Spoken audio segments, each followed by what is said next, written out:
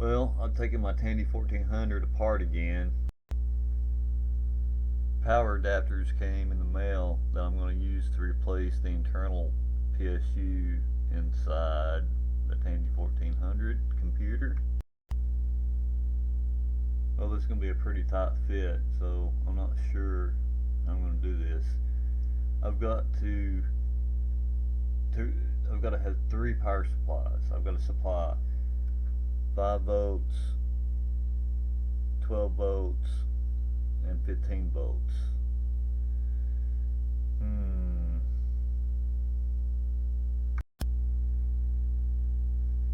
Gotta remove this power supply here, which is going bad.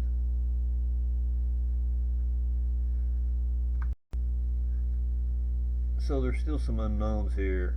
I do know that I need to generate basically 3 different voltages, and a couple of those voltages have to also be negative. Like I'm going to have, if I remember correctly, positive 12 volts, negative 12 volts, and I think negative 15 volts. To look it up, and 5 volts. And there's more wires coming off the original PSU than I anticipated, and looking at the schematics, I'm not sure what a couple of those do, so I'm going to have to do some more investigation. But to fit the 3 new power supplies in there, it's going to take some slight modifications to the power supplies. I think I'm going to have to take a couple of them out of their cases to make them fit. But before I do any of that, I'm going to try to get power to this thing and see if I can get it to work with these new power supplies. Alright, now it's just a matter of snipping wires.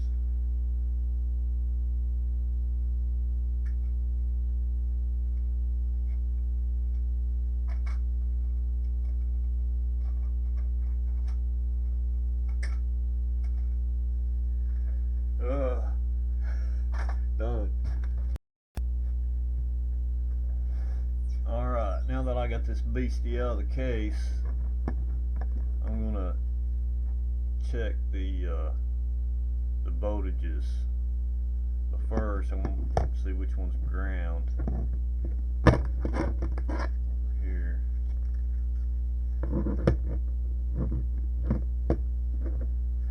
These.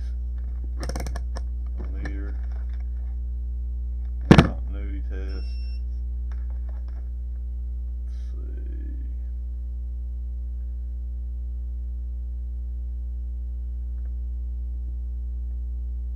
Ground.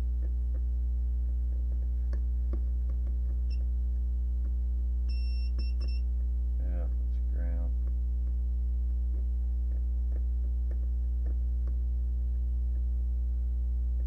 Those are showing to be a ground. Wait a minute.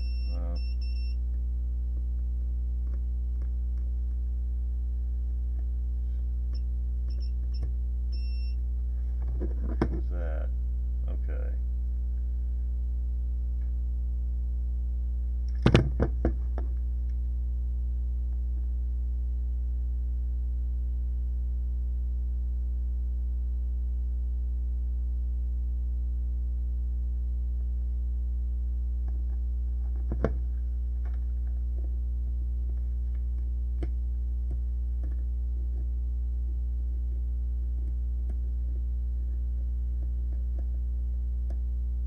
Okay, so I don't think the ground is hooked up to this big metal thing, big heat sink, actually.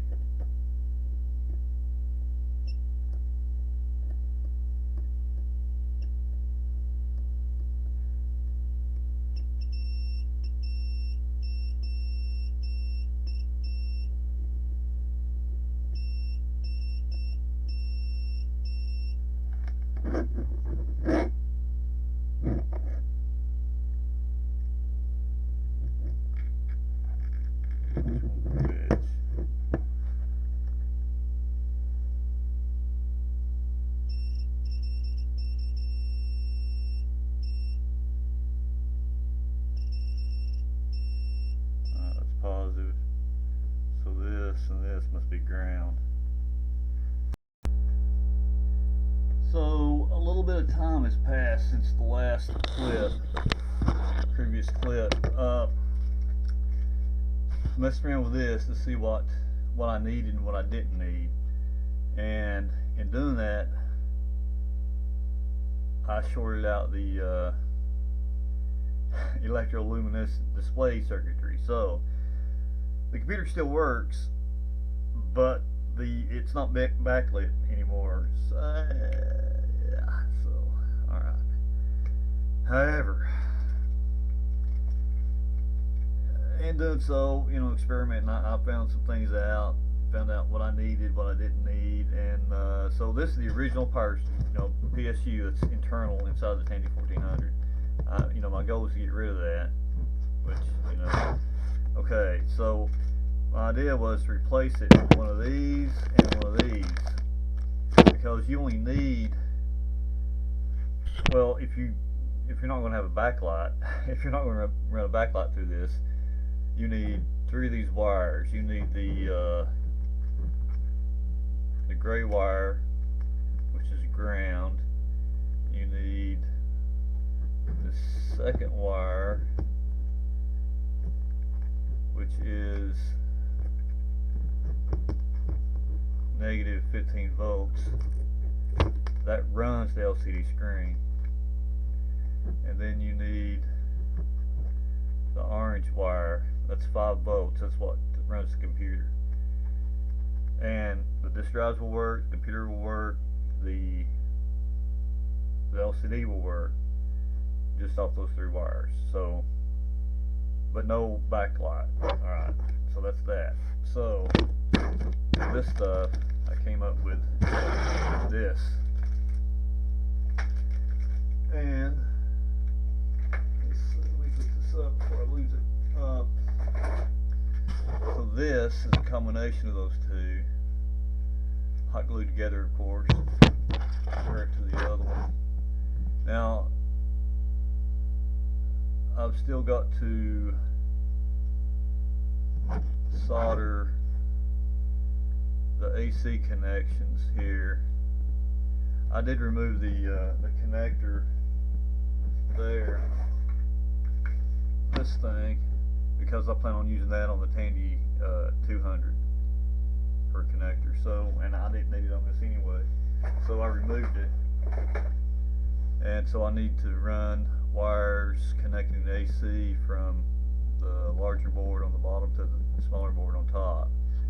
And then I need to, because, okay, the theory, or my concept is, the big board is going to run the negative 15 volts, and the little board is going to provide about 3 amps of 5 volts, which will run the computer and the drives, and the big board, the negative 15 volts, will drive the LCD screen. Now that does not solve the backlight. For that, I don't have a solution yet. But I'm thinking that I'll just get an AC adapter, AC to AC adapter, and that's 12 volts, and just run that directly to the backlight panel on the LCD screen, just directly. I don't know if that's a good way to do it, but that's, either way, I was going to have to provide a different power source for the because I think the backlight is like 12 volts, so I was going to have to provide another power source for that anyway. So that's the plan. I'm going to see how it goes. Alright, so this is the power supply installed into the computer. Basically just got it hot glued onto the metal chassis built inside Tandy 1400. Here is 2 different power supplies. The one in the back, that the smaller one's mounted on top of, is providing negative 15 volts DC, and the smaller one providing 5 volts DC positive. So the way I got that hooked up is I've got the negative output from the 5 volt power supply going to the positive on the 15 volt power supply,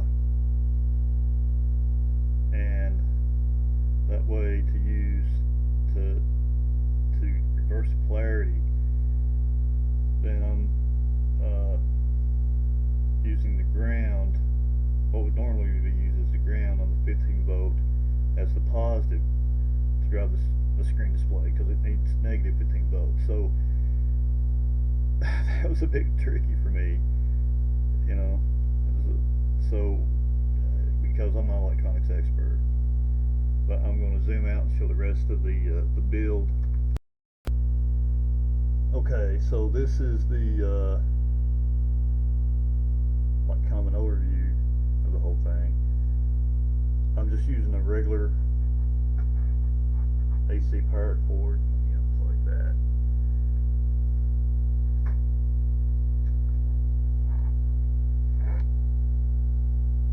Run to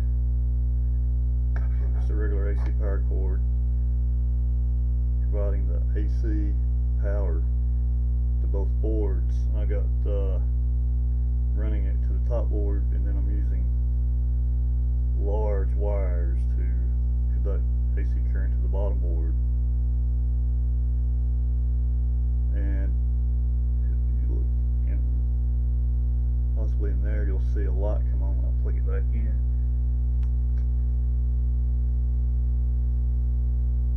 Or maybe not. It's on, you just can't hardly see it. But so I've got the power switch connected up via the ground, so you can, that's basically like, would be like a reset switch, because this is constantly going to be getting power if it's plugged up, these power supplies. And now I'm going to switch it on so you can see the result. Okay, so I'm going to flip it on.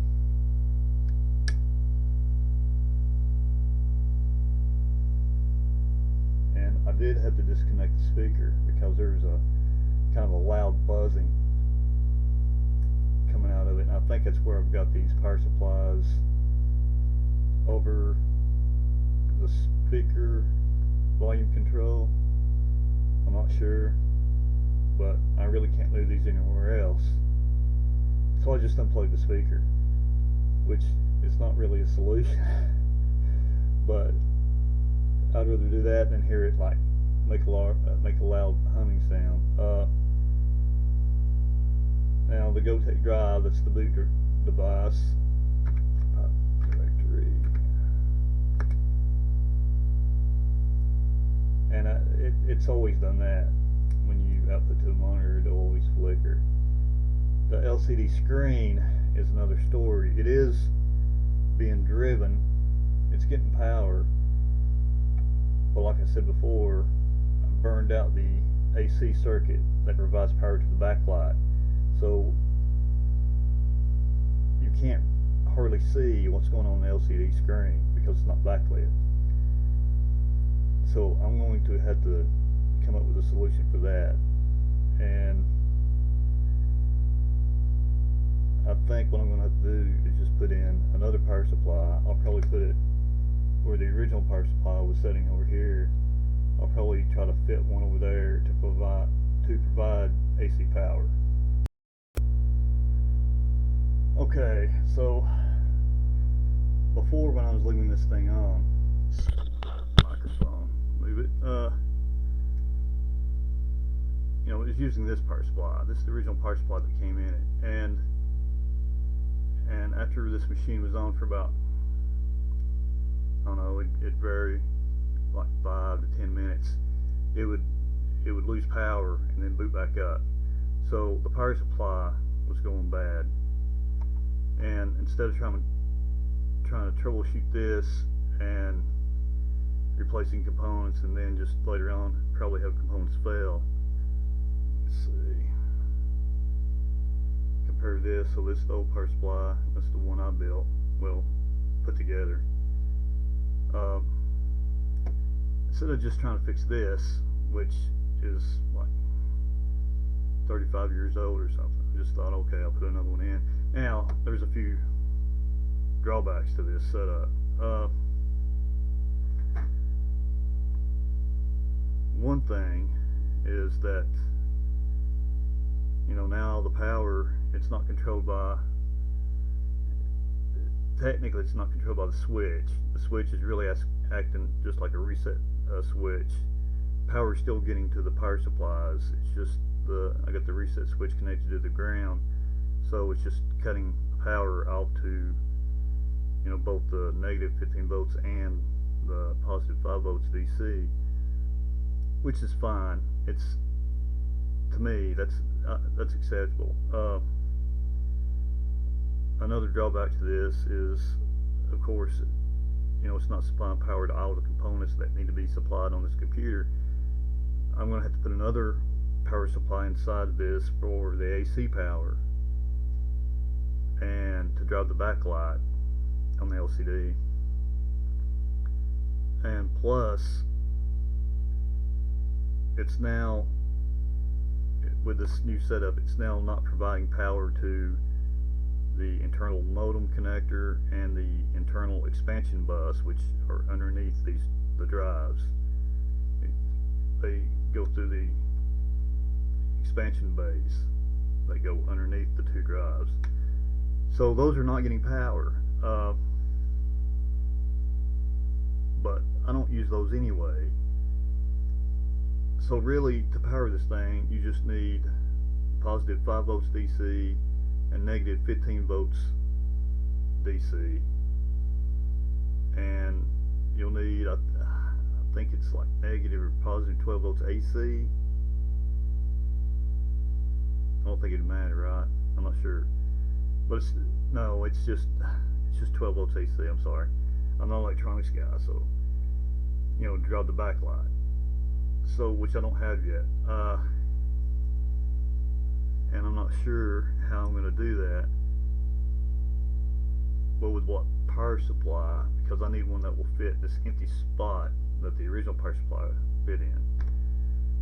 And so I'm going to let this thing run for a while and see how long it will stay up. Kind of a burn-in test. Because like I said before, the old power supply just stayed like running like 5 or 10 minutes and then reboot, you know. So we'll see. This is showing the computer copying files from drive B to drive A.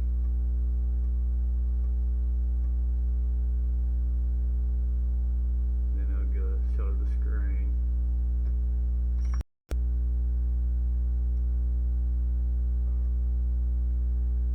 Just copying some files over here.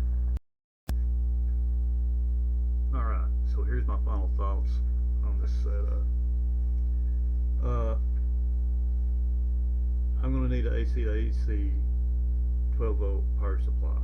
So I was thinking, you know, to run the backlight on the LCD screen. So I was thinking about I could use this old Commodore power supply because its AC output's fine. You know, it's the 9 volts that I don't trust on it. So if I, you know, get this out of the plastic case and then trim this big block down where it won't destroy anything, to where maybe you can fit it right in there, maybe to drive the backlight. It's possible. So it will successfully copy files from A to B or B to A. That works. GoTech Drive works fine. The computer works good. Don't have any problems with it. It's something I wrote a while back to test it when I first got this thing. And really, the only problem I have with the setup is when it's going in standby mode, which this computer does, because you know it normally has a internal battery, so which it doesn't have anymore. You know, now I replaced it with this power supply here.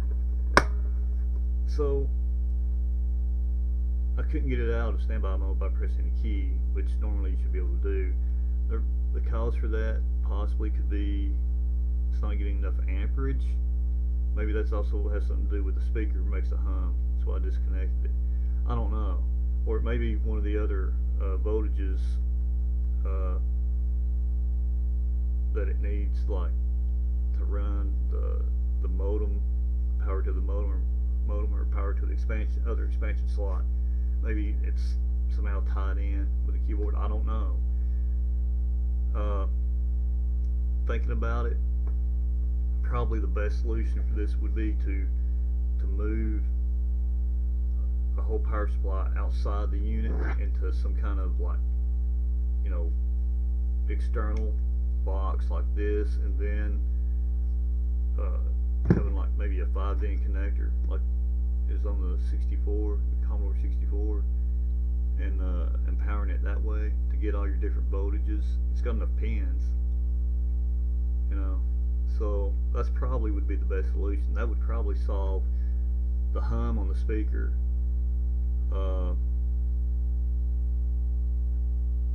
And I don't know, you know, I may do that. That would probably be the smartest thing to do. Right now I just got this, it's just got this wall plug, you know, going to it, you know, straight AC. So, well, that's it for now. This is an ongoing project. Right now it's working. GoTech Drive's working. The power supply that put together is working, so it's, you know, it's not shutting off. It's usable. And so the only other thing I want to do to this is make sure I get the LCD screen back on and backlit, and so I'll make a video about that when I get it done. Alright guys, thanks for watching, appreciate it. Talk to you later. For more content, you can visit www.scottyanimation.com. There's a lot more stuff on there.